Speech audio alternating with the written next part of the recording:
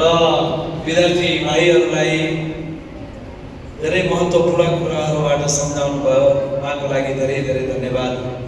इंशाअल्लाह मास्टर साहब अभी जो बता रहे थे वाक़अतन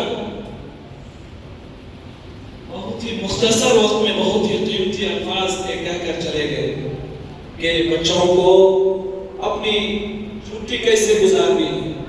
ऐसा ना हो कि रात में 12-12, 1-1, 2-2 बजे तक कि मोबाइल 2 महीने से नहीं मिला, देखते जो है उसी के अंदर घुसा है। ऐसा ना हो, बल्कि जो वक्त मदरसे का था उस वक्त को जो है घर में भी कायम रखें।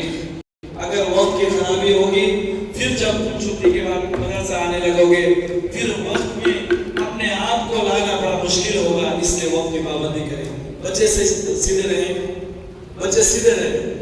जो सो रहे हैं उनको जो बयान बाकी है और उनके कीमती मशवरे इंशाअल्लाह हम सब सुनेंगे और हम सब उनके कीमती मशवरों से, कीमती कलाम से हम सब इस्तिफादा हासिल करेंगे। इससे बच्चे खामोशी से रहें और मुतवज्जह स्टेज की तरफ हों। अजीज तलबा, अब मैं इनके बाद हमारे क्लास टीचर में से दूसरे टीचर मास्टर शाहरुद्दीन साहब, जिनका नाम ही काफी है।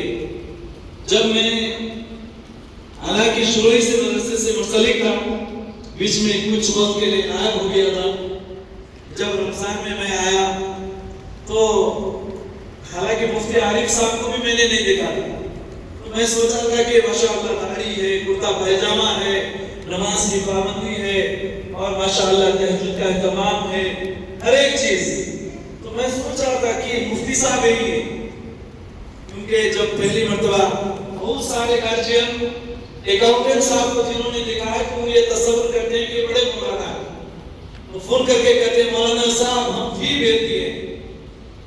हालांकि अकाउंटेंट साहब है लेकिन उनकी शक्ल और हैयत से कितना फर्क है।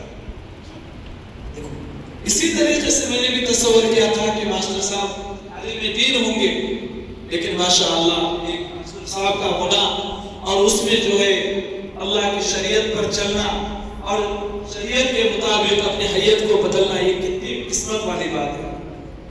और माशाअल्लाह पढ़ाने के भी अंदाज रखते हैं कि जब पढ़ाते हैं तो तलबा जो शोर गुल में मशगूल हो जाते हैं जब मास्टर साहब पढ़ाने के लिए